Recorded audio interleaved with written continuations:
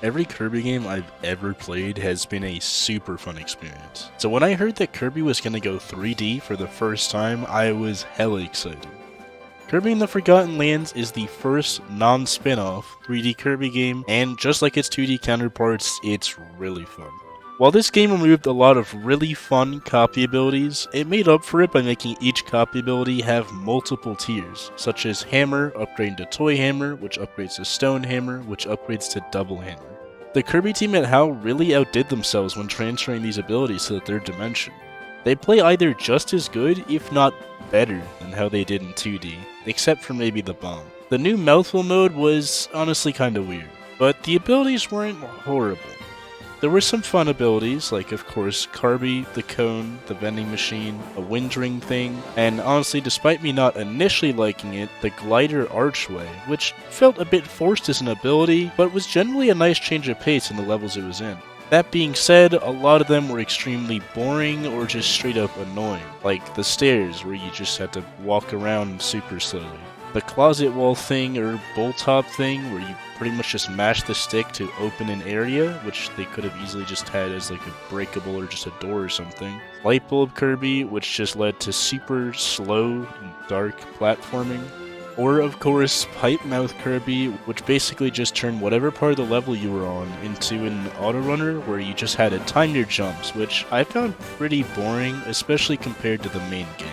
On the whole, Mouthful mode honestly felt unnecessary, other than maybe Kirby or the wind ability that you could use to traverse the water with boats, as there were many copy abilities that could have easily accomplished the same functionality as the other abilities, but made it a lot more fun to do.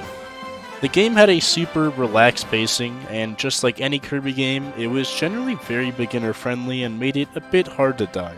You could easily survive falling off the map a few times and taking quite a lot of hits, and then the game would also give you a ton of healing items to be able to heal back any damage you took. That being said, despite this, the game still made it super fun and rewarding to progress through each level, and kill as many enemies in whatever method you wanted to, through Kirby's many different copy abilities and the many different stage elements. Speaking of which, the level design was pretty cool. With most modern 3D games, you've come to expect a super open level, kind of like Elden Ring, where you can go wherever you want, but this game doesn't follow that. It follows the more classic 3D style of games, like Super Mario 64, where you have an almost 2.5D level, which is generally a straight line with a few diverting paths. All the levels had a ton of small little hidden side areas, references, and all parts of the level pretty much had like 50 things to do. There was a lot of thought put into every single part of every single level, and it was genuinely exciting finding the many small hidden rooms and corridors in the level. Especially things like the hidden HAL logo rooms, or the many different hidden areas found behind the exit area, which made me very excited to check every nook and cranny of every single level. That being said, because I wanted to find all of these secrets so bad and kept exploring so much, it felt a lot worse whenever I was trying to explore and hit some random invisible wall, which I probably wouldn't have cared about so much if there weren't similar looking areas that didn't have invisible walls. Honestly, the only reason I noticed that problem though is because every part of every other level was so well thought out and fun to explore, despite being an overall linear level, which I cannot say enough. The boss fights, which are generally pretty essential to Kirby, all felt pretty fun, and I didn't really have any issues with the way the bosses were designed, and some fights felt extremely cool, even compared to some of the best Kirby fights ever. In particular, the final fight was extremely hype. Before I go over that though, I'll give a quick spoiler warning. But basically, I was never sure if the fight was truly over, and it ends off with a super cool section where you ram a truck into the final boss to finish it, which was one of the most hype things in a boss fight that I've ever done. Another thing I found very exciting was the story in this game.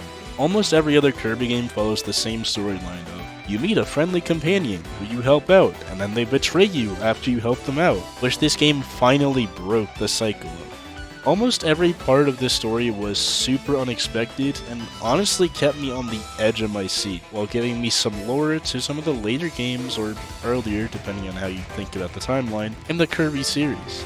And even knowing that, I doubt you could predict most of what happens in this game.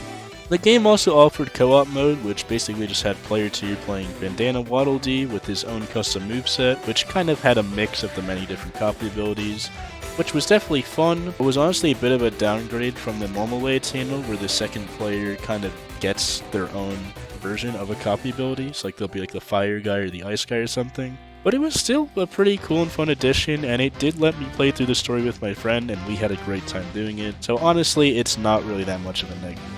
The only real bad part of this game was honestly just the minigames. Most Kirby games have some very fun and replayable minigames that are fun both alone and with friends, which often extend your playtime of the game by a ton, and generally give infinite replay value to the Kirby games. The minigames in this game got boring after playing them for like 10 seconds, except the fishing one, which I could probably do for years at a time, as it's pretty relaxing just like normal fishing in real life, but as good as it is, it can't carry the minigames in this game on its own. Part of the reason that the fishing is so relaxing is that this Kirby game, similar to all other Kirby games, has a banger OST, with really good sounding calm and intense tracks that are a perfect backdrop to the expected levels, which you can choose any of to have in the main hub, where you upgrade your abilities and play minigames like the fishing one. The only other thing offering replay value would be that the many secret parts of a level are often revealed to exist after you finish a level, meaning that if you don't find them, you're incentivized to replay a level.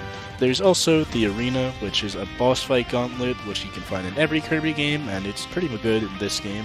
And there's also these small side levels that exist in the campaign, which are time challenge levels for the many different levels of all the different abilities, which could probably be fun to try and get optimized times in. That being said, this game doesn't really need that infinite replay value of the other Kirby games, with my casual playthrough with my friend taking around 10 to 12 hours to complete the main story and the post-game, which is more than enough time for a game to offer, and honestly the main game probably just has enough replay value on its own.